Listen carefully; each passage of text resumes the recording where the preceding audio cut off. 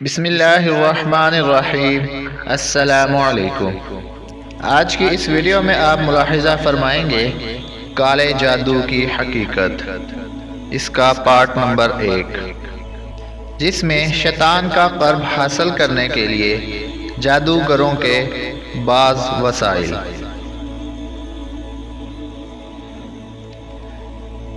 جیسا کہ ہم جانتے ہیں، ہمارے معاشرے میں یہ بات عام ہو گئی ہے کہ ہر کوئی کسی نہ کسی وجہ سے اس گناہ میں شریک ہوتا جا رہا ہے، خواہ کوئی مجبوری کی بنا پر، کسی سے بدلے کی بنا پر، یا کسی کامیابی کی تلاش میں، یا کسی قید سے رہائی اور اولاد وغیرہ کی خواہشات کی وجہ سے۔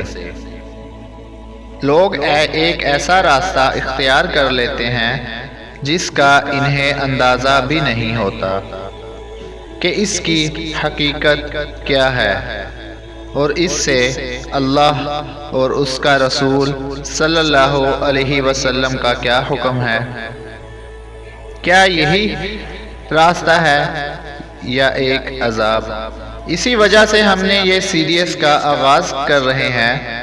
یوٹیوب پر پہلی بار مکمل تفصیل کے ساتھ کالے پیلے یا کوئی بھی جادو کی حقیقت اور اس سے اللہ اور اس کا حبیب صلی اللہ علیہ وسلم کی نافرمانی کیسے کرتے ہیں۔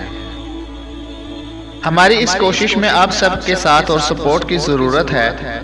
اس میسج کو آگے ضرور شیئر کیجیے تاکہ زیادہ سے زیادہ لوگ اس گناہ سے بچ سکیں۔ ہم اپنا ٹاپک سٹارٹ کرنے سے پہلے ایک گزارش کر رہے ہیں کہ اگر ہمارے چینل کو سبسکرائب نہیں کیا تو ابھی سہیل اسلامک کریشن کو سبسکرائب کر دیں اور بیل بٹن پریس کر دیں۔ شیطان کو راضی کرنے اور اس کا قرب حاصل کرنے کے لیے جادوگروں کے مختلف وسائل ہیں۔ چنانچہ بعض جادوگر اس مقصد کے لیے نعوذ باللہ ثم نعوذ باللہ قرآن مجید کو اپنے پاؤں سے باندھ کر بیت الخلاء میں جاتے ہیں، اور بعض قرآن مجید کی آیات کو گندگی سے لکھتے ہیں، استغفر اللہ، بعض انہیں حیض کے خون سے لکھتے ہیں، بعض قرآنی آیات کو اپنے پاؤں کے نچلے حصوں پر لکھتے ہیں، نعوذ باللہ۔ کچھ جادوگر سورہ فاتحہ کو الٹا لکھتے ہیں، استغفر اللہ، اور کچھ بغیر وضو کے نماز پڑھتے ہیں، اور کچھ ہمیشہ حالت جنابت میں رہتے ہیں، اور کچھ جادوگروں کو شیطان کے لیے جانور ذبح کرنے پڑتے ہیں، اور وہ بھی بسم اللہ پڑھے بغیر، اور ذبح شدہ جانور کو کسی ایسی جگہ پر پھینکنا پڑتا ہے جس کو خود شیطان طے کرتا ہے۔ ان سب باتوں سے آپ اندازہ لگا سکتے ہیں کہ یہ عمل کیسا ہے اور اس کا کتنا گناہ ہو سکتا ہے۔ بعض جادوگر ستاروں کو سجدہ کرتے ہیں اور ان سے مخاطب ہوتے ہیں، اور بعض اپنی ماں یا بیٹی سے زنا کرتے ہیں، نعوذ باللہ ثم نعوذ باللہ، اور کچھ کو عربی کے علاوہ کسی دوسری زبان میں ایسے الفاظ لکھنے پڑتے ہیں جن میں کفریہ معنی ہوں۔ اس سب سے معلوم ہوا کہ شیطان جادوگر سے پہلے کوئی حرام کام ضرور کرواتا ہے اور پھر اس کی مدد سے اور خدمت کرتا ہے۔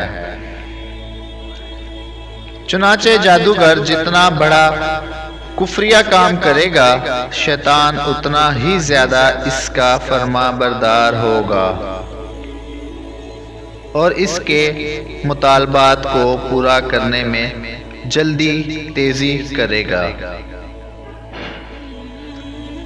شیطان کے بتائے ہوئے کفریہ کاموں کو بجا لانے میں کوتاہی کرے گا تو شیطان بھی اس کی خدمت کرنے سے رک جائے گا۔ نہ کہ صرف رک جاتا ہے شیطان، بلکہ جادوگر کو نقصان بھی کسی حد تک پہنچاتا رہتا ہے۔ سو جادوگر اور شیطان ایسے ساتھی ہیں جو اللہ تعالی کی نافرمانی پر ہی آپس میں ملتے ہیں، اور آپ جب کسی جادوگر کے چہرے کی طرف دیکھیں گے تو آپ کو میری یہ سب باتیں یقیناً درست معلوم ہوں گی، کیونکہ اس کے چہرے پر کفر کا اندھیرا چھایا ہوگا، جیسے گویا وہ سیاہ بادل ہو۔ حقیقت میں وہ اللہ کی لعنت ہوتی ہے۔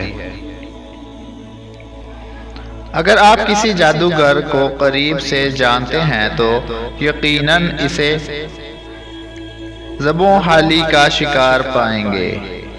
وہ اپنی بیوی اور اپنی اولاد حتیٰ کہ اپنے آپ سے تنگ آ چکا ہوتا ہے، اسے سکون کی نیند نصیب نہیں ہوتی، اور اس پر یہ کہ شیطان خود اس کی بیوی بچوں کو اکثر و بیشتر ایذا دیتا رہتا ہے اور ان کے درمیان شدید اختلاف پیدا کر دیتا ہے۔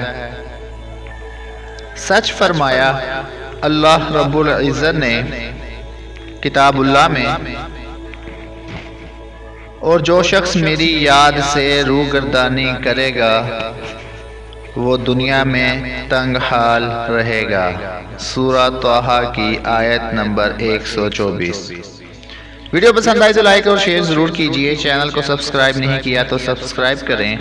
ملتے ہیں اگلی اسلامی معلوماتی ویڈیو میں، تب تک کے لیے اللہ حافظ۔